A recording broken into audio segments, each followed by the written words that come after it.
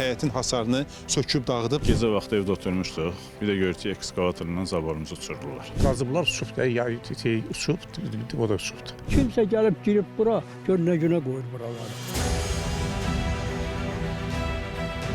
Binəqədi rayonu Rəsulzadə qəsəbəsi Aydınbəyev 18B ünvanı yaşayan vətəndaş iddia edir ki, ərazidə yeni bina tikən şirkət ona məxsus həyətin hasarını söküb dağıdıb, özü də gecə saatlarında. 6 ay bundan qabaq, mart ayı olardı. Gecə vaxtı evdə oturmuşduq. Bir də görürük ki, ekskavatorla zaborumuzu uçurdular.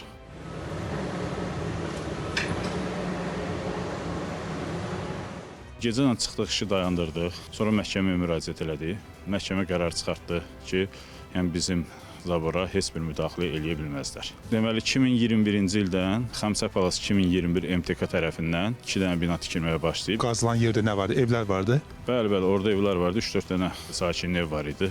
Onların evini alıbdılar. İndi hal-hazırda burada tikinti işinə başlayıblar. Sizin evdə varmı planda yoxsa? Bizim ev planda yoxdur. Yəni biz yaşayırıq hal-hazırda. Aranızda bir söhbət var yoxsa? Elə bir yoxdur söhbət. Söküntü zamanında bura qazılarkən sizin hasar söküldü, hə? Dağıtdılar. Çünki əlimizdə video görüntülər var ki, ekskavator dağıdır.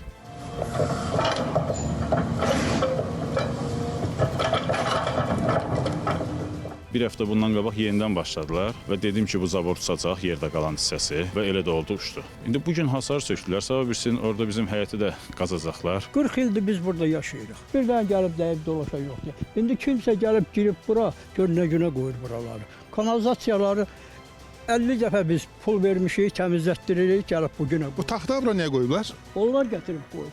Bax, ağzı dadı. Bunun qapağını bəs? Yoxdur, sındırıblar, qırıblar, dağıdıblar. Şirkət? Şirkət. Tikintinin ətrafında hasar, çəpər yoxdur, açıqdır da. Bunun uşağı var, körpəsi var, qocası var, nə bilim nəyi var. Belə tikinti olar. Qonşu deyir ki, mənim o çəpərim, hasarım sökülüb. Sökülmə deyəndə görürüz qazıblar uçub da, uçub, o da uçubdu. Bərpa olunacaq. Deyirsiniz ki, o bilməkdən olur, yoxsa necə? Yox, görürsünüz qazılıb, torpaq uçqun eləyib, o da uçub. Belədir. Qazılandan hardasa bir həftə sonra uçub o da var. Vətəndaş deyir ki, burada məhkəmə qərarı olub və qərardan sonra bir daha uçub. Buna deyirəm, yalan deyirəm. Bəs kim bilir onu daha yaxşı? Ola bilsin, ofisdə bilirlər, ancaq mən bilmirəm. Məsələ ilə bağlı sözü gedən tikinti şirkətinə gəldik, amma burada bizim qarşımıza çıxacaq və açıqlama verəcək bir şəxsin olmadığını dedilər.